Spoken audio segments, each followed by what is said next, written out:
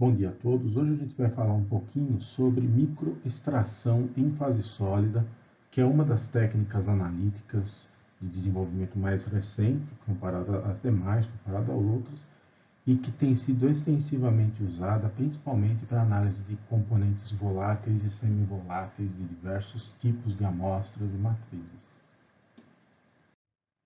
Ao contrário do que o nome pode sugerir, microextração em fase sólida, mais conhecida pela sigla inglesa SPME, Solid Phase Microextraction, é uma técnica radicalmente diferente, tanto em termos operacionais quanto de fundamentos, da extração em fase sólida. Ela não é simplesmente uma versão miniaturizada da extração em fase sólida, existem versões miniaturizadas dessa técnica, né, que são conhecidas por outras siglas, outros nomes.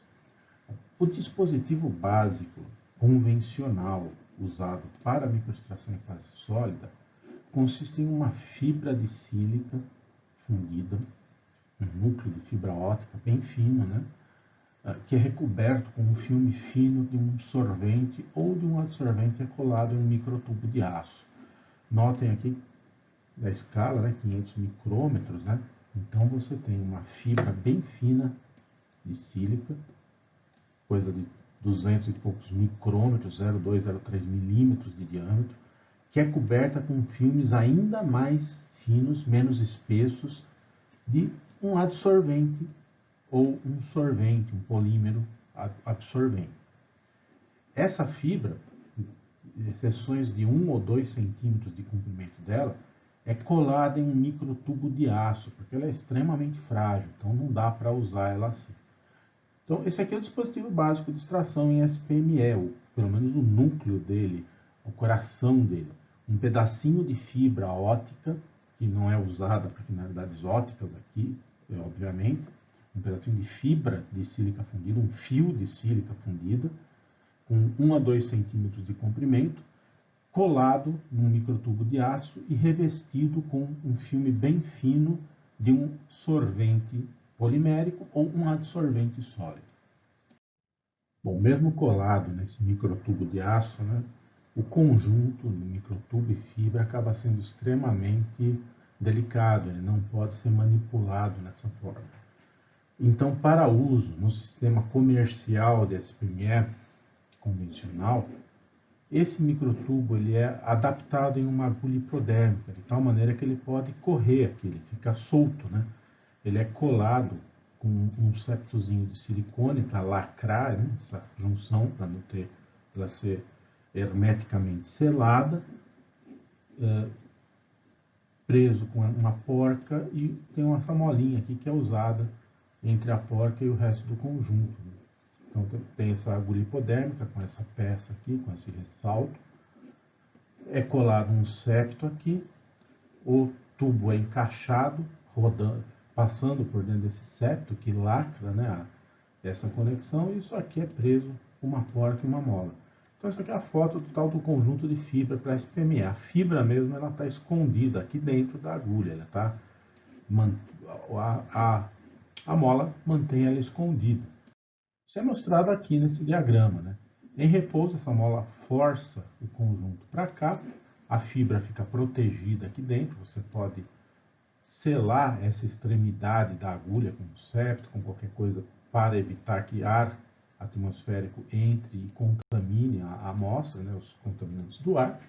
Na hora de usar, para fazer extrações e desorções, você pressiona esse microtubo, pressiona a porquinha, o microtubo, ele corre aqui dentro, e a fibra com o filme solvente ela é exposta à amostra, ao headspace da amostra, onde você vai fazer a extração. E mesmo nessa forma aí, montado nessa agulha hipodérmica, com a mola, com a porquinha, ainda é algo bem frágil esse conjunto de fibra. Não é muito comum, não é muito conveniente você operar ele, você usar ele solto, né? Então, geralmente, ele é adaptado, ele é encaixado num aplicador, um holder, que faz a aplicação, permite o uso como se fosse uma microseringa convencional. Então, aqui a gente está vendo o conjunto de fibra, né? Ele é encaixado nesse holder, nesse aplicador. Aqui tem um êmbolo de polipropileno, que pode ser movido para cá ou para cá, forçando essa porquinha para baixo, expondo ou recolhendo a fibra para o interior da agulha hipodérmica, que faz parte do conjunto de fibra. Essa foto aqui mostra um conjunto montado, né? Conjunto de fibra no aplicador, no holder, né? Tá aqui a agulha, o êmbolo.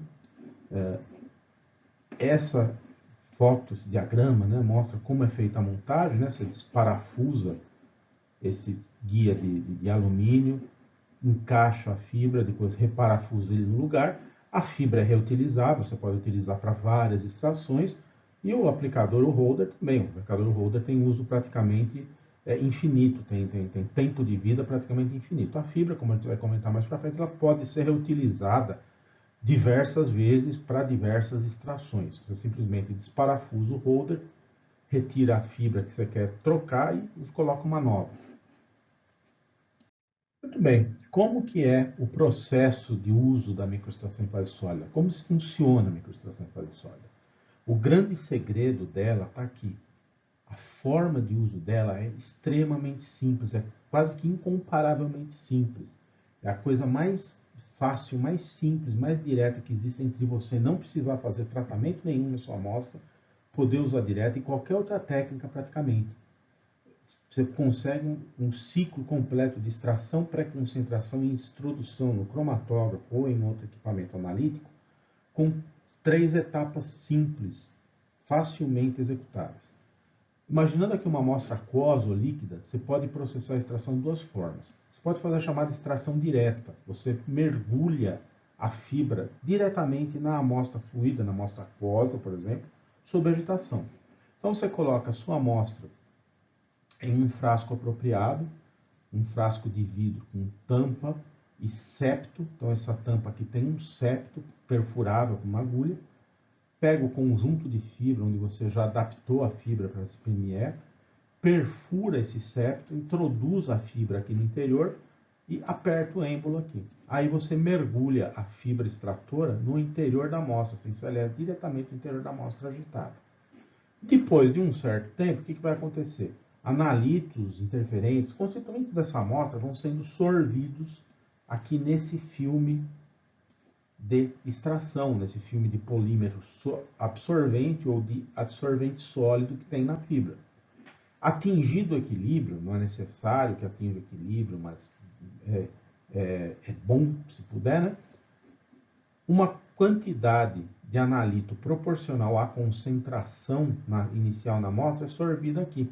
É uma técnica de equilíbrio, né? É uma técnica essencialmente não exaustiva, por causa da razão de fases, tem pouquíssimo sorvente aqui, comparado à quantidade de amostra, mas em condições controladas, a massa extraída de cada analito é proporcional às suas concentrações e às constantes de distribuição entre o material que constitui a fibra e a matriz.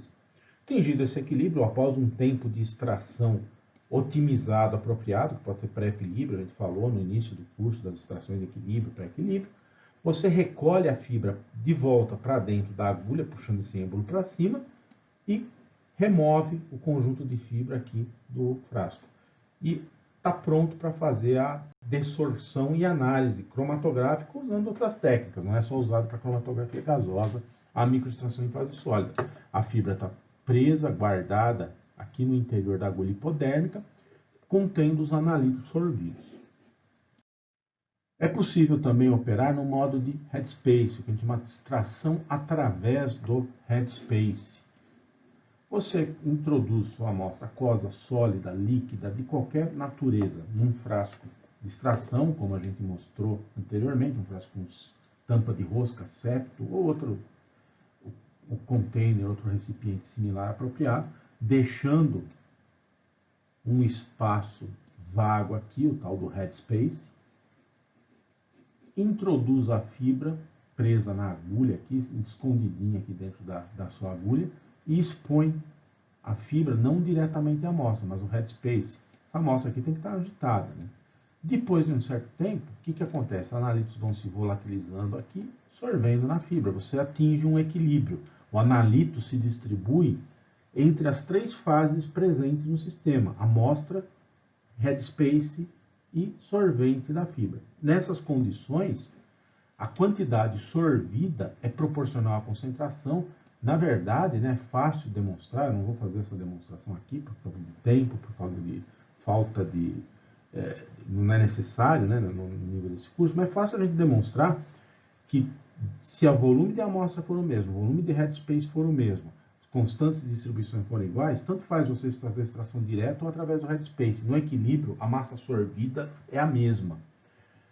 Bom, enfim, analitos com pressão de vapor suficiente, quer dizer, quase todos os analitos com pressão de vapor finita, que não sejam absolutamente não voláteis à temperatura ambiente, vão sendo extraídos aqui. Atingido o equilíbrio, você recolhe a fibra, a agulha, e vai fazer extrair, remove dos frascos e vai fazer a desorção.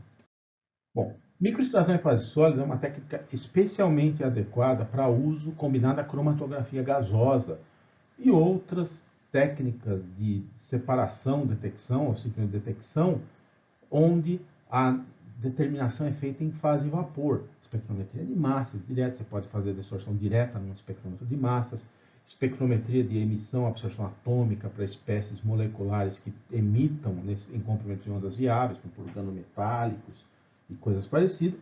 Mas a rotina da SPME é feita combinando-a com cromatografia gasosa. Como funciona o negócio? Tem aqui o injetor do cromatógrafo a gás, né? Está aquecido, com passagem constante de uma vazão bem determinada de um gás de arraste, hidrogênio, hélio, nitrogênio. Você perfura o septo aqui do injetor, introduz a agulha, pressiona o êmbolo, expõe a microfibra aqui dentro. Bom, a fibra ela tem pequena dimensão, né? A soma da fibra de sílica mais o recobrimento dá menos que 300, 400 micrômetros de diâmetro. 0,3 milímetros mais ou menos de diâmetro no núcleo, menos que 100 micrômetros de espessura o filme de recobrimento. Então, quase que imediatamente, a fibra atinge a temperatura do detector. Quando isso ocorre, a desorção térmica, analitos com pressão de vapor finita, sorvidos no recobrimento da fibra, sólido ou líquido polimérico, eles são dessorvidos, vão para a fase vapor, são lavados da fibra, arrastados pelo gás de arraste e jogados imediatamente na coluna. Esse processo é muito rápido, é quase feito à mesma velocidade, a cinética é muito similar à cinética de evaporação de uma amostra líquida ou gasosa injetada num cromatógrafo a gás. Depois de algum tempo, geralmente não é necessário mais que alguns segundos, você recolhe de novo a fibra aqui dentro da agulha, você não vai puxar ela com ela expandida, remove aqui e o conjunto de fibra está pronto para mais uma extração. Você pode fazer uma extração em seguida e os análises que você extraiu já estão sendo separados e detectados.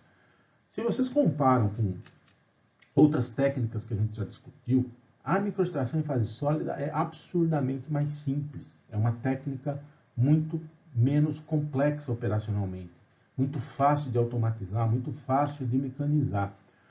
Por isso, ela acabou sendo adotada rapidamente. O uso dela já foi introduzido no início da década de 90 do século passado. Menos de 10 anos depois, ela já tinha virado técnica padrão para extração pré-concentração em diversas áreas de aplicação, para aromas, fragrâncias, para constituintes voláteis em amostras alimentícias, para poluentes voláteis em sólidos, para um monte de problemas analíticos. É possível também a gente usar a microextração em fase sólida como técnica de extração e pré-concentração para a separação por cromatografia líquida de alta eficiência. Para a cromatografia gasosa, você pode usar o próprio injetor padrão do cromatógrafo a gás, só usando um liner no interior que não tenha recheio, não tenha nada, um liner apropriado, e está pronto. Na cromatografia líquida de alta eficiência, pelo contrário, você precisa de uma interface específica, você precisa de uma modificação um pouco mais extensa no injetor. Esse diagrama aqui é uma interface para SPMI comercial para cromatografia líquida, da Supelco, né? Existem outras, né? Essa aqui é a mais simples, a mais usada até hoje. Né? Como vocês devem lembrar, a injeção em cromatografia líquida de alta eficiência é feita com auxílio de uma válvula de 6 vias, na maior parte dos casos, uma válvula Breldine, onde você tem um loop de amostragem que você enche com a sua amostra. Depois, girando aqui o rotor interno, você faz a injeção no cromatógrafo. No caso de HPLC, você substitui esse loop por esse arranjo aqui, onde você tem uma câmara de desorção, né? Você tem um tarugo de aço, teflon, outro material com a resistência apropriada à altíssima pressão. Aqui a gente tem um septo para selar esse canal, um septo chamado septo duplo, né? Porque você vai ter que desapertar essa porta que sela aqui para introduzir a fibra e depois reapertar. Então não pode ser um septo qualquer, um septo porca especial. Dois dutos aqui, onde entra e sai a fase móvel. Isso aqui é conectado ao cromatógrafo a líquido, né? Essa aqui é a câmara de desorção em detalhe, né? O volume interno aqui é cerca de 70 microlitros, um volume bem pequeno, compatível, né, com o que se injeta na maior parte dos sistemas cromatográficos de HPLC. Então a gente tem aqui só um guia, né, para a fibra, para não entortar quando você está colocando. Essa união aqui de conexão, uniões para entrada e para saída de fase móvel, com anilhas aqui para vedação. Aqui a gente tem essa anilha dupla de vedação, que é o segredo desse conjunto, que não funciona, para falar a verdade, não funciona muito bem. Isso aqui é muito difícil de usar, outros arranjos mais convenientes têm sido usados, mas esse aqui é o básico, né? Quando você vai fazer a injeção, você preenche isso aqui com solvente, desaperta essa porca aqui para isso ficar frouxo, introduz a fibra aqui dentro e reaperta para quando você fizer a injeção não ter problemas de vazamento. O ciclo para injeção em HPLC está mostrado aqui esquematicamente. Você primeiro preenche essa câmara aqui com um solvente adequado, de preferência a própria fase móvel que vai ser usada na separação. Notem que a posição das válvulas está de acordo com essa sequência, né? A fase móvel está vindo da bomba para a coluna normalmente, tem diluição aqui, ou simplesmente a bomba está sendo feita a passagem de fase móvel, e com uma seringa você enche aqui a câmara com solvente e introduz a fibra e expõe a sua fibra ao interior dessa câmara, ao interior desse solvente de desorção. Idealmente, depois de um certo tempo, né, os analitos que você extraiu, que estavam sorvidos na fibra, eles vão sendo lixiviados, vão sendo dissolvidos aqui no solvente, um processo muito similar ao que ocorreria em SPE, quando você passa o solvente de desorção pela cartucho para dissolver análitos extraídos. Terminada essa operação, você pode recolher ou não, geralmente não se recolhe a fibra, gira aqui o rotor do injetor e o eluente da bomba, ao invés de ir direto para a coluna, passa por aqui, empurra os analitos extraídos para dentro da coluna cromatográfica, que você faz a injeção. Então é uma operação relativamente simples, não é um negócio tão direto quanto a InGC, demanda uma pequena modificação, mas em tese é algo muito simples também. Bom, pelo menos na sua introdução, a SPME foi muito cotejada comparada com SPE, que era a técnica mais empregada à época. Ainda hoje a SPME acabou sendo usada para muitas aplicações onde se usava SPE. Ela tem um monte de vantagens comparativamente, porque primeiro a simplicidade e rapidez. Na verdade, tem duas etapas. Você consegue fazer toda a extração, pré-concentração e introdução no cromatógrafo ou em outro sistema analítico. Acima de tudo, você não usa solvente. Mesmo para HPLC, o uso de solvente é mínimo, microlitros. Isso é um negócio fantástico sob termos de custo, de risco ocupacional, de limpeza do próprio cromatograma, ou seja, você não tem pico de solvente no seu cromatograma, você não tem picos de impurezas do solvente. Então é algo muito interessante. Hoje a SPME é a técnica analítica verde por excelência, tem uma grande procura por técnicas, de modo geral, por procedimentos laboratoriais, seja de análise ou de síntese verdes, né, com uso mínimo de solventes, com mínimo dano ambiental, e a SPME é a técnica mais empregada para isso. Ela pode ser aplicada tanto em atrações diretas quanto de headspace, usando o mesmo equipamento. E as fibras são reutilizáveis. Tipicamente você consegue reutilizar uma mesma fibra por cerca de 100 vezes. Os cartuchos de SPE, em tese, são reutilizáveis, mas dependendo da amostra, é muito difícil, muito complicado você usar eles várias vezes. Geralmente você vai fazer uma extração só e descartar ele. Um limite, a massa extraída é limitada pelo volume pequeno da fase extratora. Geralmente é uma técnica não exaustiva, dependendo da constante de distribuição. A concentração pode se tornar até exaustiva, mas não é, não pode assumir como sendo. No máximo vai ter 700 micrômetros cúbicos lá de material extrator disponível. É muito pequeno, né? Isso pode levar a uma baixa sensibilidade e detectabilidade. O grande problema é que os dispositivos comerciais SPE hoje tem mais fabricantes, né? Recentemente, coisa de alguns meses, já caiu a patente, né? Caíram os privilégios que a empresa Supelco tinha, então outras pessoas podem fabricar. Mas de modo geral, o arranjo, o nome ainda é meio dúbio se a pessoa pode usar esse nome para um sistema. E de qualquer forma, as fibras são muito, muito caras. São desproporcionalmente caras. Uma caixa com 3 fibras custa por volta de 400 a 500 dólares. Por mais que ela seja reutilizável, isso é um custo que desencoraja um pouco. Na média, né, como eu já tinha falado várias vezes, microtécnicas de extração são geralmente mais caras para implementar, mas o custo da análise individual é barato. O caso típico para SPME, o conjunto de fibra, você comprar uma caixa com 3 conjuntos de fibras, embalagens com 3, né, é muito maior do que você comprar um pacote de cartuchos de SPE, mas em compensação você pode usar muito mais vezes.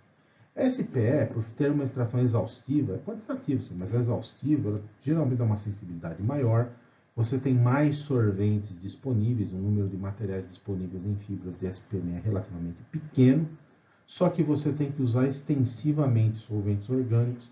A operação, como a gente viu, pode ser um negócio muito mais complexo e demorada, e você usa quase só exclusivamente para extração direta, né? Você pode usar para extrações de materiais atmosféricos, mas é algo um pouco mais limitado. Bom, existem diversos parâmetros operacionais que podem afetar a eficiência, a repetibilidade e reprodutibilidade em operações de SPME, desculpa, e que devem ser otimizados, devem ser estudados quando a gente desenvolve metodologias envolvendo essa técnica. O modo de extração, que tipo de fibra você vai usar, a natureza do recobrimento e sua espessura, tempo e temperatura de extração, se você vai fazer alguma operação de condicionamento da amostra, como ajustar o pH, força iônica. No caso de cromatografia gasosa, qual o tempo e a temperatura que você vai usar para absorver os analíticos, e no caso de HPLC, qual solvente e tempo de desorção você vai usar. A gente vai discutir brevemente cada um desses parâmetros, cada um desses aspectos dos métodos de SPME. Bom, essencialmente, a primeira coisa que você tem que escolher quando vai otimizar um método envolvendo SPME é se você vai fazer extração direta, expondo a fibra diretamente à amostra, pelo menos no caso de uma amostra aquosa, né? Ou extração por headspace. Extração direta, devido à fragilidade da fibra e à possibilidade de sua contaminação por interferentes, por espécies de alta massa molar, por espécies fortemente sorvidas, só funciona para amostras aquosas limpas e para analitos de baixa volatilidade, onde não tem jeito de fazer outra coisa. Se a pressão de vapor dos analitos for virtualmente zero, não tem como você operar através do headspace. Salvo isso, sempre você vai fazer extração através do headspace, principalmente por causa da grande fragilidade da fibra. Você trabalhar com extração direta, você corre o risco de acabar com a fibra rapidamente, e é cara, as fibras são muito dispendiosas.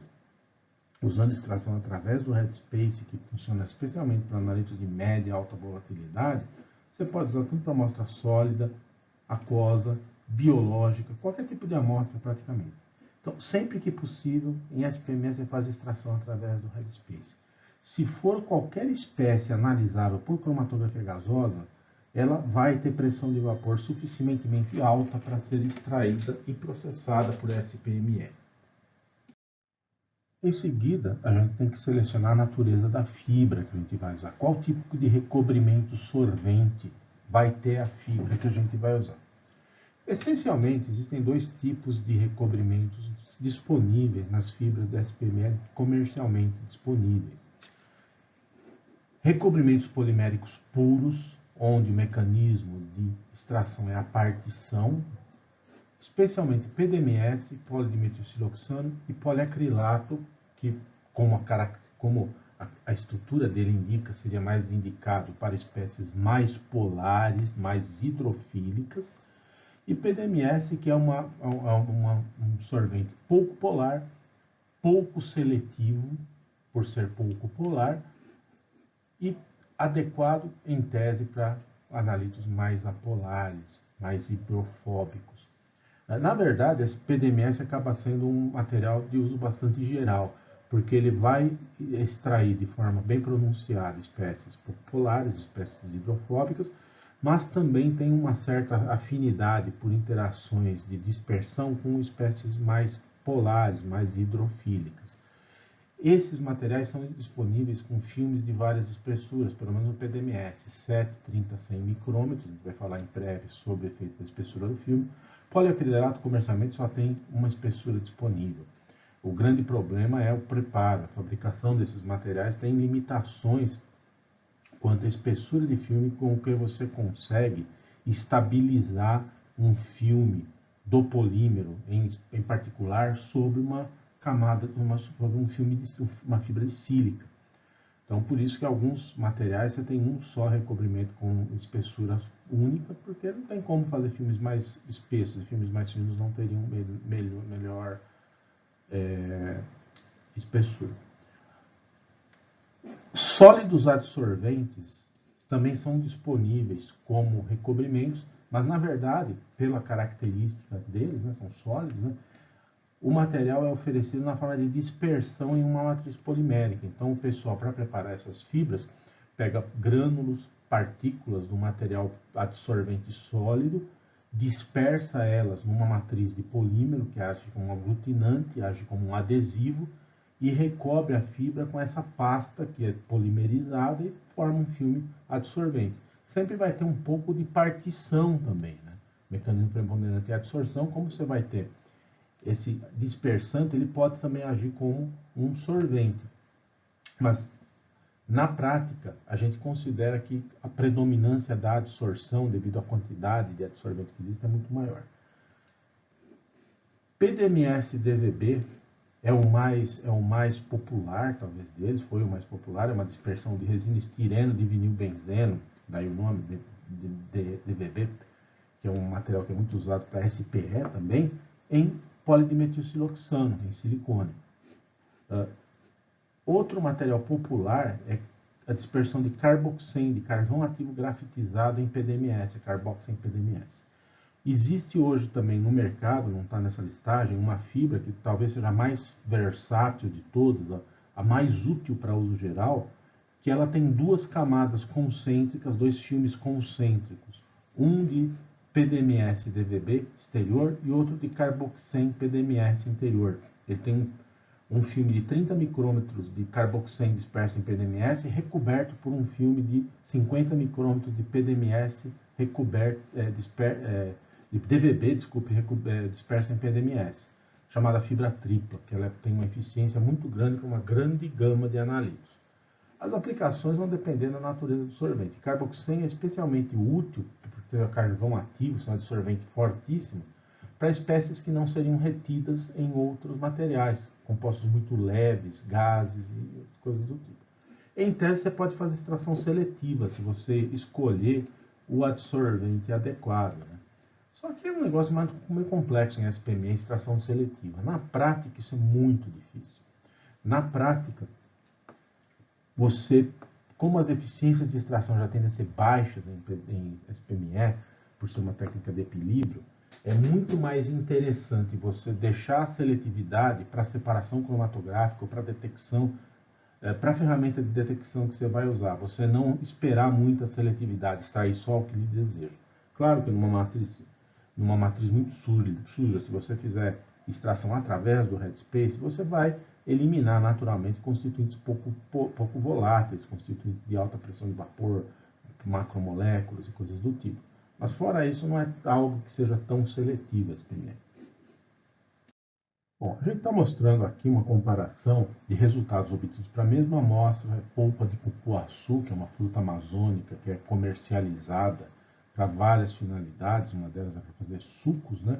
Então você consegue comprar a polpa congelada no supermercado para fazer suco.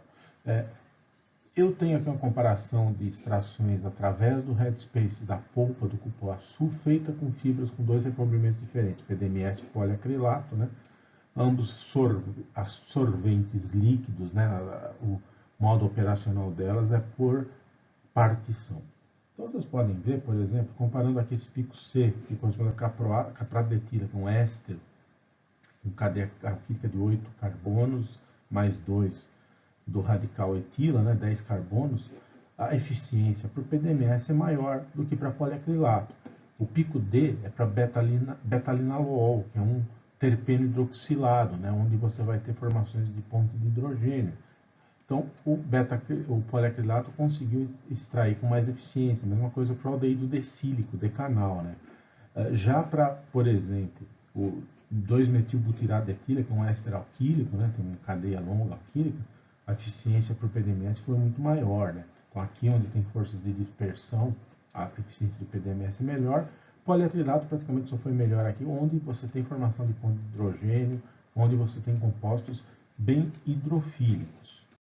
E aqui a gente está comparando fibras com revestimentos baseados em adsorventes sólidos com uma fibra de PDMS, onde você tem praticamente partição. A amostra é parecida com a amostra anterior, mas é o chocolate de cupuaçu, não mais a polpa fresca da fruta. Cupuaçu é um análogo do cacau, né? As amêndoas do cupuaçu, elas podem ser processadas da mesma forma que as amêndoas do cacau, fermentadas, torradas, moídas e ser usado para fazer um alimento, um material que é muito parecido com chocolate, só que tem um sabor mais delicado e um preço, um valor comercial muito maior. Então aqui foi feita a extração do Headspace de chocolate de cupuaçu a 45 minutos a temperatura ambiente, com essas três fibras. Esse aqui é o cromatograma com PDMS puro, né? Só tem forças de dispersão. Aqui a gente tem um cromatograma feito com carboxen, 75 micrômetros, que é carvão ativo grafitizado disperso em PDMS, aqui de resina PDMS, resina estirante de vinilbenzeno, né? Disperso em PDMS, PDMS-DVB. Notem que para carboxen, compostos aqui que saem no início do cromatograma, que corresponderiam a moléculas menores, compostos de alta volatilidade, mais leves, que praticamente não são solubilizados no recobrimento aqui do PDMS, são fortemente absorvidos pelas forças de interação com os sítios ativos do carvão ativo que constitui essa fibra. Especialmente aqui, o pico A é ácido acético. O ácido acético é bem presente, é bem comum a presença dele em chocolate, principalmente em chocolate não refinado, né? Por causa da fermentação alcoólica e acética que ocorre nas amêndoas, nos açúcares das amêndoas de cacau, nesse caso aqui de cupuaçu, né? Então praticamente não aparece pico de ácido acético aqui no caso do PDMS. Outro pico, eu tive aqui os picos das pirazinas, né? São heterocíclicos de nitrogênio, que são os maiores responsáveis pelo aroma do cacau e do cupuaçu, de qualquer alimento à base de cacau e cupuaçu. Já o 3-metilbutanol, que é um pouco mais polar, né, um pouco mais hidrofóbico, ele foi bem extraído aqui pela PDMS-DVB. Então vocês notam que as fibras com adsorventes elas tendem a ter uma eficiência de extração muito maior, a absorção, as forças intermoleculares são muito maiores, então você tende a isolar de forma mais efetiva analitos, principalmente do Headspace. Elas têm alguns problemas, essas fibras, por exemplo, a menor durabilidade, elas são muito mais frágeis, né? E tem alguns problemas para análise quantitativa também.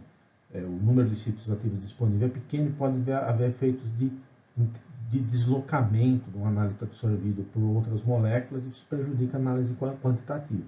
Mas pelo menos para esse tipo de operação de screening, né, quando você está querendo varrer tudo que tem numa amostra, elas são muito adequadas, extremamente adequadas. Hoje já tem no mercado uma fibra que combina, como eu mencionei, este recobrimento, a tal fibra tripla, que tem filmes de carboxen e de dimetilestireno, divinilbenzeno concêntricos na mesma fibra. Então você tem combinadas as eficiências de extração desses dois cromatogramas aqui. Outro parâmetro que afeta a eficiência de extrações em SPME é a espessura do filme de recobrimento na fibra. É mais ou menos lógico, mais ou menos intuitivo, né, que quanto mais espesso o filme de recobrimento, maior a quantidade de solvente ou adsorvente presente, como em equilíbrio a concentração do analito no material extrator é igual, então maior vai ser a quantidade extraída, incrementando o volume desse material, do extrator. Aqui existe um estudo, né, comparando, né, a eficiência de extração de contaminantes voláteis de águas, né, usando fibras com o mesmo material, PDMS, e espessuras de 7 e 100 micrômetros de filme. Dá para notar que com 100 micrômetros, né, a eficiência de extração é muito maior, comparando os analitos par a par. Isso é algo um tanto quanto acadêmico, porque na prática, né, a maior parte dos materiais não é disponível com vários filmes de recobrimento. E tem uma questão aqui que é interessante colocar, né? Por que não se usa filmes com recobrimentos muito maiores que 100 micrômetros? Então, já que a eficiência de extração aumenta significativamente, por que a gente usa um filme de 500, de 1000 micrômetros? Bom, o segredo da SPME, a sua grande vantagem, a sua característica mais marcante é a rapidez, é a simplicidade. Um filme muito espesso de material absorvente implicaria em um tempo de extração, um tempo de desorção muito elevados. Você perderia a grande vantagem da SPME, que ser uma técnica simples e rápida, para incrementar essa eficiência de extração, que nem sempre seria algo comparável com o SPE, por exemplo. Então, se você for precisar de uma extração exaustiva, com grande eficiência, é melhor você partir para outras abordagens que não SPME. SPME, o segredo, a virtude dela, o que a diferencia de outras alternativas é a simplicidade e rapidez. Então, qualquer modificação, qualquer estratégia que resulte em diminuição dessa vantagem não é algo que a gente pode considerar. Então, a essência da SPME é você trabalhar com filmes finos de material absorvente para ter grande velocidade, grande simplicidade na aplicação da mesma. O tempo de extração provavelmente seja o parâmetro mais importante a ser otimizado em SPME e nas microtécnicas de extração de modo geral, que dependem do equilíbrio de distribuição do analito entre as diversas fases do sistema, entre a fase matriz, a fase headspace, se for presente, e a fase extratora, o filme de recobrimento da fibra.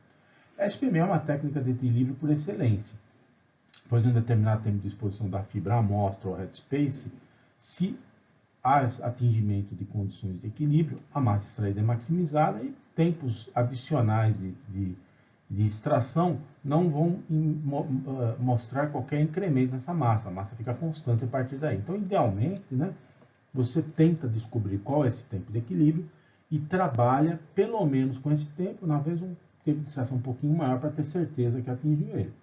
Então, aqui a gente tem uma comparação do tempo de equilíbrio para extrações através do headspace de uma série de solventes orgânicos em água, né? São solventes residuais de indústria farmacêutica, usando uma fibra de 75 micrômetros de carboxy em PDMS. Então, a gente vê que tem duas condições distintas aqui. Para ciclohexano, trietanilamina e etanol, a gente tem o atingimento claro de equilíbrio. Para a trietilamina, aqui, a partir de 10 minutos já existe um equilíbrio dos análitos entre a fibra e o headspace, e a amostra, e a fibra extratora. Para etanol, foi atingido aqui em 5 minutos esse equilíbrio. Para ciclohexano, mais rápido ainda, aqui, né? 15 minutos. Bom, para a piridina, que é uma molécula mais pesada, maior massa molar, menos volátil e, mais importante ainda, que tem maior afinidade por esse recobrimento, uma molécula que forma pontes de hidrogênio, as massas sorvidas de piridina tenderiam a ser muito maiores no equilíbrio, mesmo em 60 minutos não se atingiu o equilíbrio. Então, isso quer dizer que não dá para quantificar piridina por SPME nessa amostra, É possível. Só que no caso você tem que trabalhar em condições pré-equilíbrio, porque não pode passar de 60 minutos? Pode, você pode ficar várias horas, vários dias, só que não é praticável. Você não vai ficar 60 minutos, 1 hora, 3 horas expondo sua fibra à amostra. Então, no caso, para a piridina, provavelmente vai ter que ser selecionado um tempo de exposição menor e trabalhar em condições de pré-equilíbrio. Nessas condições aqui, de pré-equilíbrio, para a piridina pelo menos, mantidas todas as condições operacionais que não o tempo de equilíbrio, velocidade de agitação, temperatura, natureza da fibra, etc., a massa extraída ainda é proporcional à concentração, só que não é um máximo possível. Existem parâmetros, condições do método que afetam o tempo de equilíbrio, que a gente tem que monitorar cuidadosamente, fixar e também otimizar. Por exemplo, agitação da amostra. Se a gente tem uma amostra estagnada, sem agitação, você tem transporte de massa apenas por difusão, que é um processo lento. Então você tem que agitar vigorosamente a amostra, o headspace, para ter um tempo de equilíbrio reduzido, menor. E a intensidade de agitação, a taxa de agitação, velocidade de agitação tem que ser controlada, tem que ser fixa, porque senão você tem problemas de reprodutibilidade. Essa figura aqui mostra perfis de extração, a área de pico, que representa a eficiência de extração em função de tempo, obtida no isolamento de diene-butilftalato, que é um plastificante, um contaminante ambiental bastante comum, monitorado de forma bastante cuidadosa. Foi extraído de água, né, como eu disse, usando fibras de PDMS de 30 micrômetros por extração direta, você mergulhou aqui a fibra diretamente. Isso foi feito com e sem agitação em duas temperaturas diferentes.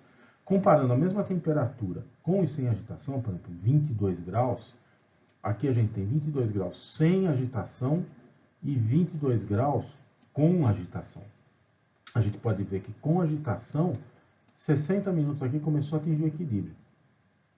Sem agitação, praticamente não há incremento na massa extraída com o tempo, quer dizer, está muito longe de atingir o equilíbrio aqui, vai ser várias horas.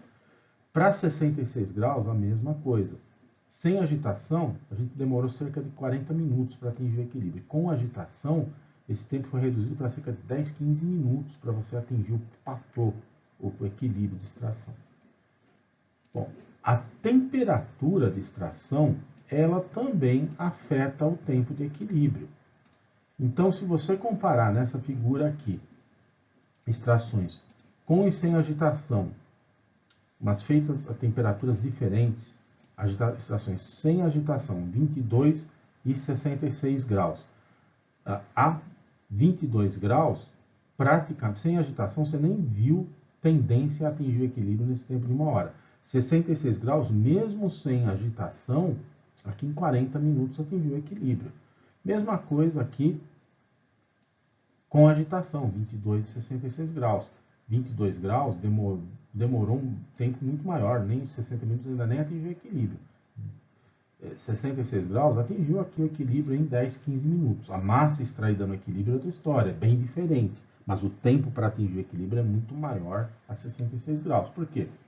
Você tem transporte por convecção por causa da agitação, mas também por difusão. Então você aumenta a temperatura, a difusibilidade no analito nas fases aumenta e tem transferência de massa mais rápida. A amostra e o headspace tem transporte por convecção rápido, mas dentro da fibra o transporte é só por difusão. O analito chega na interface fibra-amostra, fibra-headspace, ele tem que difundir dentro do recobrimento para ser extraído. Isso aí é só difusão. Aumentando a temperatura, você aumenta o tempo de atingimento do equilíbrio, diminui o tempo de atingimento do equilíbrio porque tem difusão mais rápida. Mas cuidado, a eficiência de extração também é afetada pela temperatura. Outro parâmetro de peso, né, no tempo de equilíbrio é a espessura do filme de recobrimento. Então, por que a gente não usa um filme de extração o mais espesso possível? Filmes muito espessos vão implicar em extrações muito lentas. Você vai perder a velocidade de extração. Você vai perder a vantagem da velocidade. Aqui está se comparando, é aquele mesmo estudo que eu mostrei anteriormente, comparando a eficiência de extração com PDMS e 7 micrômetros e 100 micrômetros. Aqui o tempo de equilíbrio com fibra de 7 micrômetros para esses três analitos extraídos de água por extração direta é muito menor. Tá vendo que aqui para estireno foi 5 minutos, para tolueno foi cerca de 2,5, para 2-metil-1,3-butadieno praticamente não dá para ver, ele já equilibra quase que imediatamente. Foi muito menor que quando você usou fibra de 100 micrômetros de PDMS, que demorou 15 minutos o estireno, cerca de 10 minutos o tolueno e aproximadamente 2-3 minutos o 2-metil-1,3-butadieno. A eficiência é diferente, é muito mais eficiente aqui a extração com PDMS 100 micrômetros que com PDMS 7 micrômetros. Nota que a escala é diferente aqui. Porém, PDMS 7 micrômetros atinge o equilíbrio muito mais rápido. Então aí é uma questão de compromisso. Se você quer uma extração mais rápida, você usa um filme mais fino, mas você vai comprometer a sensibilidade. Bom, como vocês já devem ter percebido, né? O efeito da temperatura em extrações de SPME, na verdade, qualquer técnica de equilíbrio, ele é algo que tem que ser estudado cuidadosamente, tem que ser pensado cuidadosamente. A temperatura afeta a cinética da extração. Geralmente, quanto maior a temperatura de extração, menor tem tempo de equilíbrio.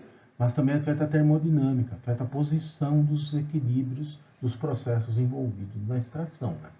Então, imaginamos aqui, né, uma análise onde você fez a extração através do headspace. A gente tem dois processos de equilíbrio que ocorrem simultaneamente. O analito na amostra em equilíbrio com o seu headspace, através do equilíbrio de volatilização, e o analito do headspace sendo sorvido pela fibra, um equilíbrio de extração, que também é um equilíbrio entre fase condensada e fase vapor, da mesma forma que aqui.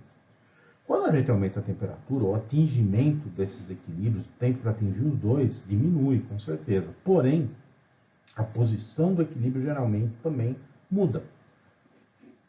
Aumentando a temperatura, certamente você favorece a volatilização do analito presente na amostra, enriquecendo o headspace. Então, você sempre vai fazer extração de headspace em SPME na maior temperatura possível? Não, porque o aumento de temperatura também faz com que o equilíbrio de extração seja deslocado para o mesmo lado. As moléculas do analito tendem a dessorver mais facilmente da fibra, do recobrimento e voltar para o headspace. Então a gente tem dois equilíbrios simultâneos, onde geralmente o efeito da temperatura é oposto. Então a temperatura ótima resulta da combinação dos efeitos opostos em ambos os equilíbrios. Então não tem como a gente falar sempre usa a maior temperatura ou a menor temperatura. Você vai ter que otimizar a temperatura de extração. E essa otimização é essencialmente empírica. Notem que aqui a gente está falando só do efeito termodinâmico, da massa extraída, de qual a posição do equilíbrio. Aqui tem um exemplo, né, de efeito da temperatura de extração, extrações de headspace, de materiais do headspace de resina de incenso, né, de terpenos presentes em resina de incenso. Incenso é um material de origem natural, é resina de pinheiros, é usado para diversas finalidades. Nesse caso aqui era incenso encontrado em artefatos arqueológicos egípcios, né? A composição química pode indicar a origem desse incenso, então é interessante você determinar compostos presentes, especialmente os de terpenos, que estão presentes lá na resina que foi usada para fazer esse incenso. Então a gente pode ver aqui que dependendo do analito, né, o efeito da temperatura é variável. Existem alguns, né, onde o incremento na temperatura, como aqui o óxido de cariofileno, o acetato de sembreno e de isossembreno, aumenta a eficiência de extração. E outros, onde o aumento da temperatura diminui. E ainda existem espécies onde o efeito é reduzido, como cariofileno. Limoneno diminui, cariofileno fica mais ou menos constante. Por que isso? Vai ser esse comportamento aparentemente errático, dependendo do analito, dependendo das condições. Porque, como a gente já disse anteriormente, né, a temperatura ótima de extração vai depender da combinação do efeito da temperatura sobre dois processos que geralmente é oposto. A volatilização do analito da amostra para o headspace e a condensação do analito do headspace na fibra. Então, você geralmente tem que fazer essa otimização de forma empírica, não tem como prever a priori. Bom, então, a temperatura de extração afeta tanto a eficiência de extração quanto o tempo de equilíbrio, o tempo de extração. Por isso, não é possível nem aconselhável a gente otimizar de forma independente tempo e temperatura de extração. Os ótimos de ambos os parâmetros são interdependentes. O tempo ótimo de extração em determinada temperatura é diferente do tempo ótimo de extração em outra temperatura. A temperatura ótima de extração, fixando o tempo de extração em determinado valor, pode ser muito diferente da temperatura ótima de extração, fixando em outro. Então, nesse caso, a chamada otimização univariada é altamente desfavorecida, não é recomendável. A otimização univariada é aquela abordagem mais clássica, mais simples. Então, eu vou otimizar parâmetro A, B, C, D, E. Eu pego amostras com concentração constante conhecida do analito, vario o parâmetro A, faço extrações variando o parâmetro A, vejo qual que é o melhor valor do parâmetro A, fixo o valor do parâmetro A, faço extrações variando o parâmetro B, vou otimizando separadamente cada uma. No caso de temperatura de extração, como ela afeta tanto o tempo quanto a eficiência de extração, não é recomendável que ambos os fatores, tempo e temperatura, sejam otimizados separadamente.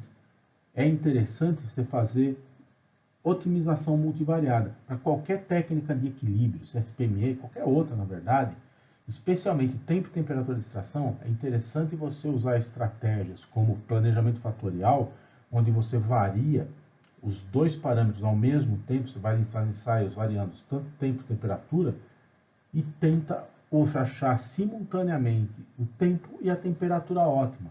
O tempo de extração, onde você tem o tempo e temperatura de extração, onde você tem simultaneamente o máximo de eficiência de extração e a gente espera um menor tempo. Esse trabalho aqui mostra isso, né? Esse pessoal aqui estava extraindo voláteis do headspace de polpa de banana, né? Com fibra de PDMF 100 micrômetros. Eles fizeram uma otimização multivariada, uma otimização por superfície de resposta. Então, a eficiência de extração depende não apenas de um parâmetro, de dois, de tempo e temperatura. Então, não é mais uma linha, não é mais possível descrevê-la através de gráficos simplesmente bidimensional. Tem que ser um gráfico, uma construção visual tridimensional. A forma como isso é feito, fora do escopo aqui dessa disciplina, vocês vão estudar isso em cursos de quimiometria, de tratamento de dados, vocês vão ver isso aí.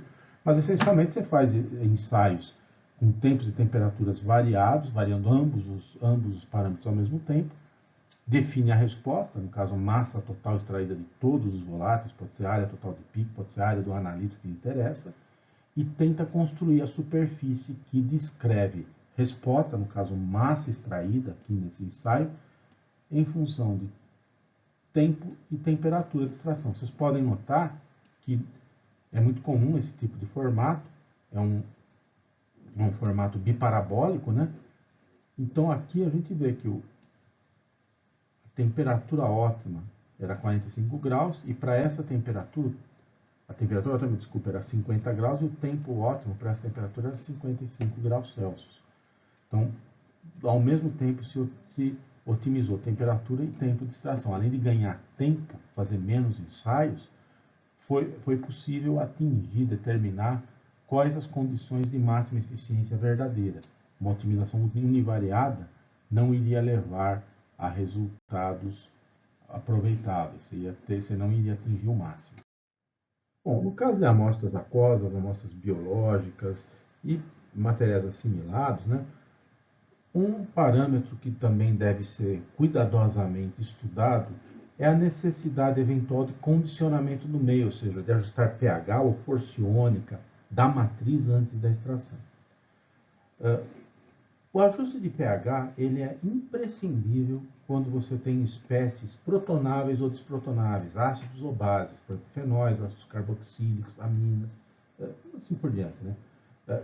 Geralmente, quer dizer, de modo geral, né, quando você diminui o pH de uma solução aquosa que contém uma espécie desprotonável, uma espécie ácida, né, você desloca esse equilíbrio para esse lado e faz com que a espécie esteja presente em solução aquosa predominantemente na sua forma neutra.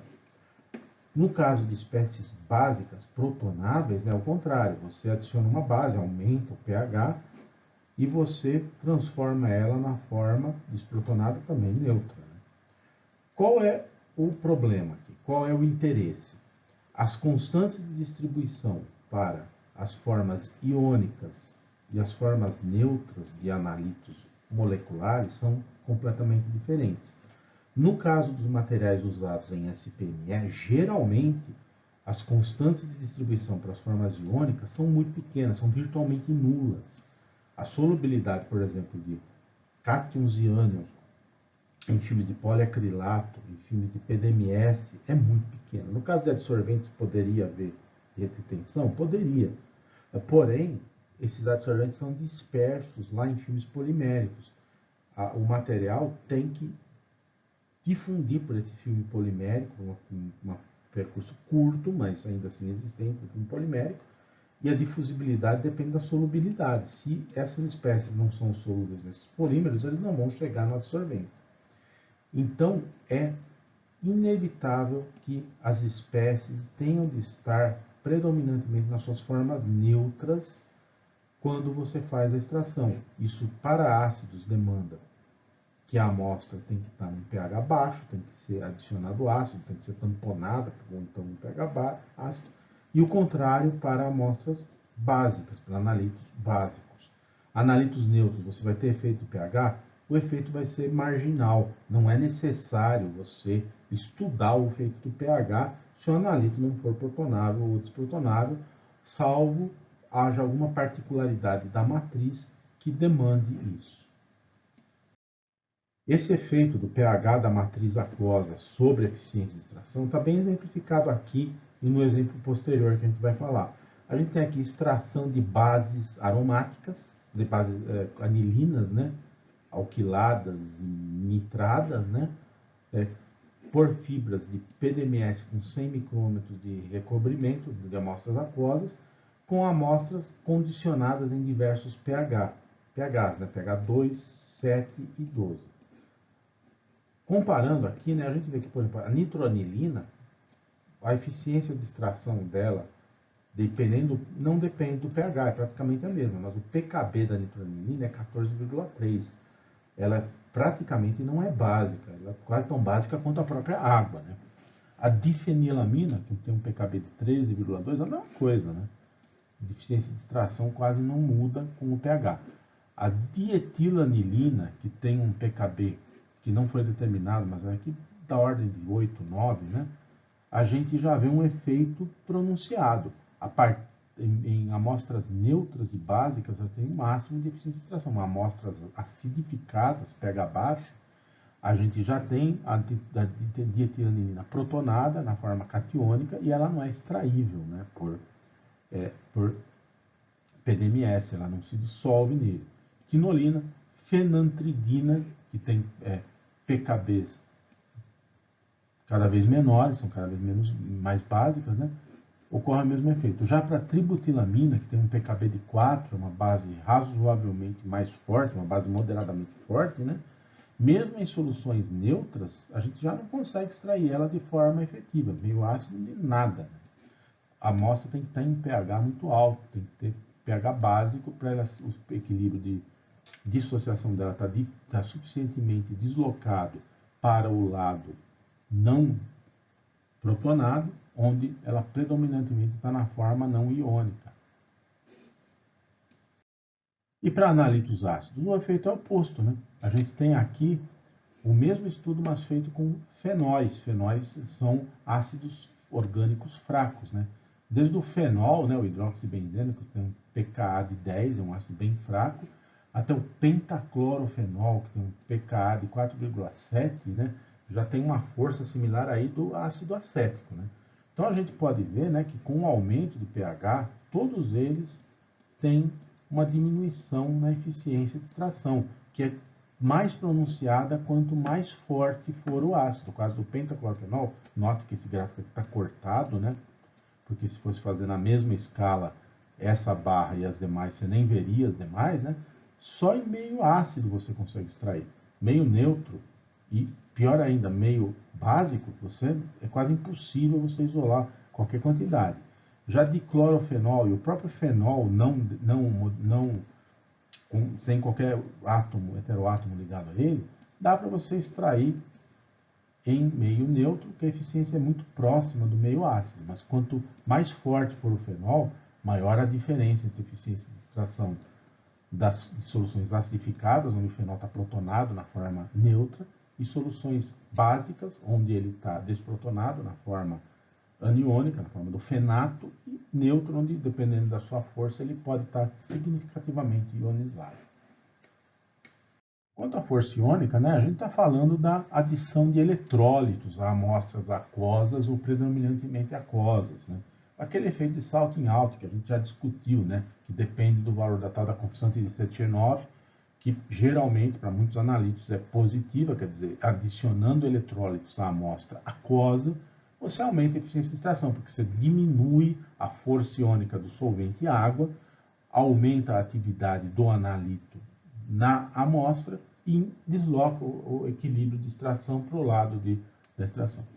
Esse gráfico aqui mostra, né, o incremento significativo na eficiência de extração de diversas alquilpirazinas, né, são compostos heterocíclicos de nitrogênio, que são fundamentais, como a gente já mencionou anteriormente, hoje mesmo, né, no aroma de chocolate, seja chocolate comum, chocolate cupuaçu. Aqui, no caso, são alquilpirazinas em licor de cacau. Licor não é licor, né? É a matéria-prima usada na preparação do chocolate, né? A massa resultante da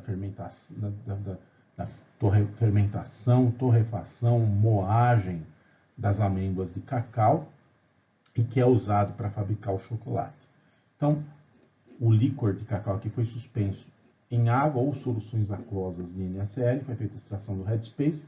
Nota-se que aumentando a concentração de NaCl aqui na solução aquosa onde esse material foi suspenso, tem para todas as alquilpirazinas tem um incremento significativo aqui, até um dobra, então até de quase 2,5 aqui na eficiência de extração comparada à extração em solução aquosa, dependendo da alquilpirazina propriamente dita.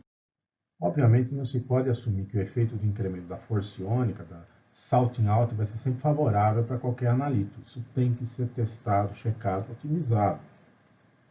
Existem espécies que não são nem tão raras assim, onde a tal da constante de Sechenov é negativa, por efeitos como, por exemplo, incremento nas constantes de ionização e outros, né?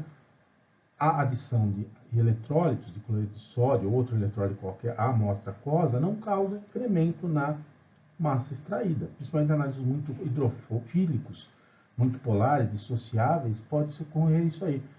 Esse gráfico aqui mostra, né, o efeito da eficiência de extração, representado com a área do pico cromatográfico, em função da concentração de NaCl, desde amostras aquosas, sem zero de cloreto de sódio, até amostras com cerca de 30 gramas por litro de cloreto de sódio, que é quase a solução saturada. Né? Então, há uma depressão significativa, isso aqui para butilhidroxitolueno, que vocês veem que é um fenol, né? Ele pode se ionizar. Então, não é todo analito que vai ser favorável a esse efeito da força iônica, do incremento da força iônica. Isso tem que ser otimizado. E lembrando também que a adição de cloreto de sódio muda a viscosidade da solução. Também altera o tempo de equilíbrio, pode ser uma alteração significativa. Então, é um segundo parâmetro que deve ser otimizado simultaneamente a temperatura e tempo de equilíbrio. Geralmente, em extrações de SPME, se for fazer otimização multivariada, pelo menos esses 3 parâmetros, temperatura, extração, tempo de equilíbrio e força iônica do meio para amostras aquosas, têm que ser estudados simultaneamente. Bom, esses são os parâmetros de extração. Agora a gente tem que ver os parâmetros de dessorção. Após a extração, você tem que dessorver o analito no instrumento analítico que vai fazer a detecção, identificação, se for um instrumento cromatográfico, separação dos extratos, dos extraídos. No caso de cromatografia gasosa, que é a técnica por excelência para uso com SPME, você vai ter que olhar a temperatura de desorção, a temperatura que vai ter o injetor do cromatógrafo fazer a desorção e o tempo que você mantém a fibra lá dentro para fazer a desorção. Quanto à temperatura, né, via de regra, né, salvo exceções, ela tem que ser autossuficiente para que a desorção seja completa, seja rápida, sem que o analito se degrade. Né? A regra geral é que, a menos que tenha analitos termoláveis, né, você sempre usa o injetor na temperatura maior, máxima, que o material de recobrimento da fibra suporta. Qual é essa temperatura? Isso é especificado pelo fabricante, depende, é claro, do material. Por exemplo, PDMS, dependendo da espessura, pode ser 340 ou 280 graus. Aqui o PDMS 7 micrômetros ele é quimicamente ligado entrecruzados, os outros só são entrecruzados. Poliacrilato você chega a 320. Essas fibras com adsorventes dispersos em polímeros, você geralmente tem que ter um cuidado um pouquinho maior, porque elas são mecanicamente mais frágeis. 270, 280 graus é o máximo. Né? A não ser que seja um analito termolábil. Existem casos, não são muito frequentes, que você pode ter problema. Por exemplo, um caso típico de analito termolábil, que a gente tem que ter cuidado na temperatura de desorção, são compostos organometálicos, que são preferencialmente analisados por cromatografia gasosa e para os quais é muito interessante a gente usar esse PME na extração. Aqui está sendo mostrado, né, sendo comparado condições de extração de compostos organomercúricos, dimetil e dietilmercúrio em água por SPME através do Headspace e análise cromatográfica. No caso aqui foi usado um detector por emissão atômica, que detecta, né, por emissão atômica em plasma, que detecta compostos organometálicos através da medida do comprimento de onda de emissão do metal. Então, isso aqui é GC com um espectrômetro de emissão atômica em plasma, no caso plasma de hélio, aqui, para determinar o composto. Organomercuriais, principalmente dimetilmercúrio, são compostos absurdamente venenosos, são contaminantes orgânicos terríveis em água, né? Quando você tem contaminação por mercúrio inorgânico, ele é biometilado por algas, por plâncton, né? Convertido em dimetilmercúrio, um pouquinho em cátion-metilmercúrio e às vezes um pouco de dietilmercúrio, né? E eles são muito tóxicos, esses compostos, são alguns dos compostos mais tóxicos possíveis. Né? Então foi feita a extração, a desorção foi feita em temperaturas diferentes, 150 graus e 260 graus. A 260 graus, há os picos, tanto do dietil quanto do dimetilmercúrio, eles têm área, altura reduzida. E aparece um pico significativo aqui no começo do cromatograma que se determinou que era mercúrio metálico. Que mercúrio metálico ele pode ser cromatografado em GC. Então, o que acontece? Você introduz a fibra no injetor com os etilmercúrio e metilmercúrio sorvidos, com os alquilmercúrio solvidos, que foram extraídos. A alta temperatura faz com que eles se degradem termicamente, gerando vapor de mercúrio e sobrando um pouco, claro, dos alquilmercuriais. A uma temperatura menor, a gente observa que as áreas desses picos aumentaram significativamente sem que haja um pico significativo aqui do mercúrio metálico, ou seja, não houve degradação. Esse é um dos casos onde ocorre isso aí, principalmente organometálicos. Então sempre é bom tomar cuidado, né, com a temperatura, principalmente para não destruir a fibra, mas também certas classes de compostos químicos para não destruir o próprio analito e ter erros na análise, ter imprecisão e inexatidão na análise. E o tempo de desorção? Quanto tempo você tem que deixar a sua fibra de SPME lá dentro do injetor? Geralmente a desorção é quase instantânea. A fibra tem um recobrimento de sorvente muito fino, dezenas de micrômetros. Se a temperatura for alta o suficiente no injetor, a desorção é quase imediata. Na prática, você deixa a fibra alguns minutos, pelo menos, dentro do injetor do cromatógrafo, para ter certeza que tudo que tinha da amostra na fibra foi eliminado, foi limpo, e ela está pronta para a próxima extração, não tem nenhum contaminante, nenhum analito. Então, geralmente, isso aqui é quase instantâneo. Exceto quando você tem análitos muito pouco voláteis, com PCBs, pHs mais pesados, e fibras como carboxen, que tem absorventes microporosos. O que quer dizer isso? São partículas, né, de carvão ativo com poros muito extensos. A gente mostrou isso aí em algumas aulas anteriores. A desorção desses analíticos pesados pode ser muito lenta, porque os analíticos vão ser absorvidos em sítios ativos bem lá fundo no poro, aí eles demoram para migrar por difusão no interior do poro até a superfície dele. Nesses casos, apenas nesses casos, você pode ter problema com desorção lenta. Então, aí você tem que usar uma temperatura de desorção muito alta, uma temperatura inicial da coluna baixa. Por quê? Porque aí, mesmo que a desorção seja lenta, se a desorção vai ser lenta, o pico cromatográfico alargaria, seria deformado, teria cauda, né? Se a temperatura inicial da coluna é baixa, o analito que vai saindo do injetor vai sendo capturado na ponta da coluna cromatográfica, reconcentrado. Então você faz uma programação linear de temperatura com uma rampa inicial de alguns minutos baixa, para reconcentrar o analito termicamente na ponta da coluna cromatográfica, e aí a hora que a temperatura começar a ser incrementada no forno do cromatógrafo com a programação, ele começa a eluir e não alarga significativamente. Pela mesma razão, uma coluna com filme de fase estacionária espesso, né, para capturar esse analito logo na ponta da coluna e não alargar muito. Mas geralmente isso não é crítico. O tempo de desorção, nem por integridade, às vezes você pode deixar até a fibra, a corrida cromatográfica inteira lá dentro, que não tem problema geralmente. É ideal você deixar o maior tempo possível para limpar o máximo possível a fibra e evitar que ela se contamine no ar do laboratório. E no caso de HPLC, a coisa é um pouquinho mais complicada. A desorção já é mais problemática, porque ela é por dissolução do analito extraído na fibra por um solvente que você coloca em contato com ela. Começa que você pode destruir a fibra com solvente. E essa operação depende da difusão do analito do filme da fibra, no interior do filme de sorvente, para a amostra. A quantidade da ordem de microlitros dificilmente se agita, né? Então é algo problemático. HPLC não é uma boa técnica para usar com SPME, a verdade é essa. Existem alguns trabalhos, tem um montante razoável de trabalhos, mas não é algo que é tão favorável, tão vantajoso quanto com GC e outras técnicas onde há operação em fase gasosa, espectroscopias de emissão, de absorção, espectrometria de massa, onde você pode fazer a desorção direta.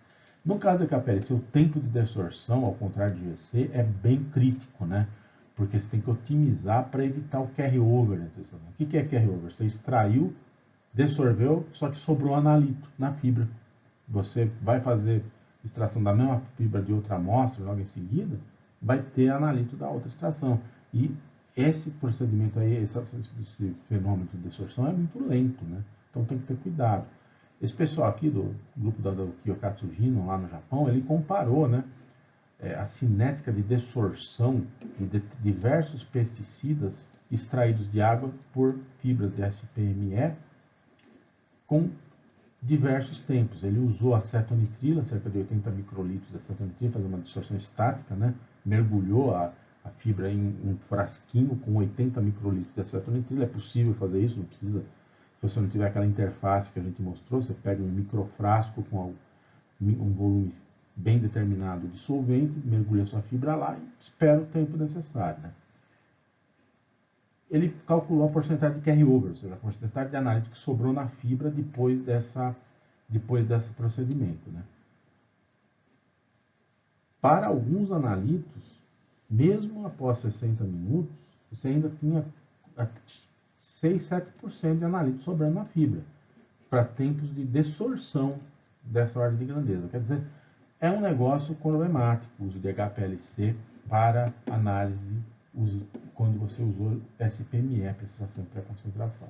Além disso, você tem que checar a natureza do solvente de desorção.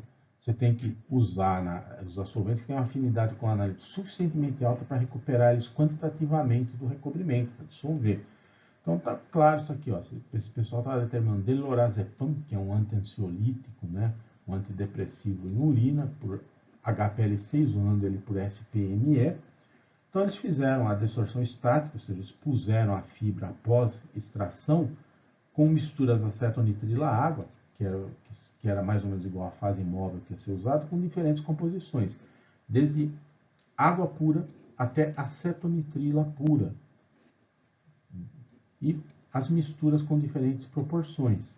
Aqui usou uma com fibra de 65 micrômetros PDMS-DVB e 650 micrômetros de carbox, que é um polietileno glicol bipolar, em resina moldada, né? Uma fibra que nem existe mais no comércio.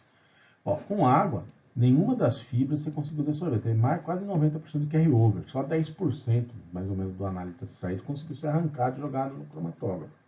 Apenas com acetonitrila pura é que se conseguiu uma eficiência de remoção um pouquinho, quase chegando em 90%.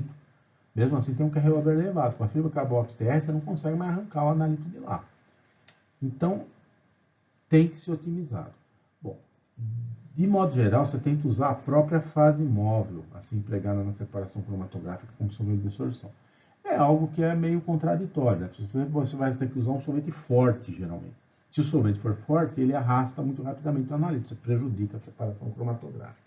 Então, SPME com HPLC é algo meio problemático. SPME é mais adequado realmente em cromatografia gasosa e técnicas correlatas, como espectrometria de massa, não GCMS. Você pode dessorver diretamente o que você extraiu na fibra de SPME diretamente no massa.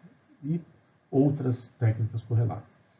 Cabe um parênteses aqui, a gente está falando de SPME aqui, que a gente falou nessa aula, né? A gente vai se limitar a isso, falar da SPME em fibras, convencional.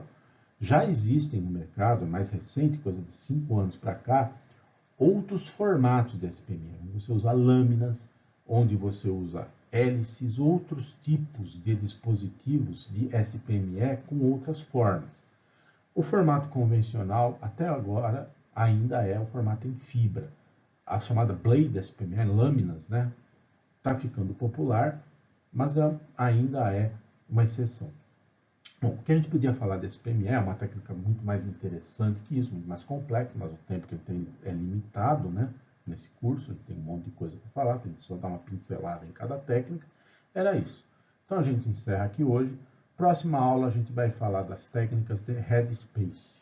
Então por hoje é só. Bom dia a todos.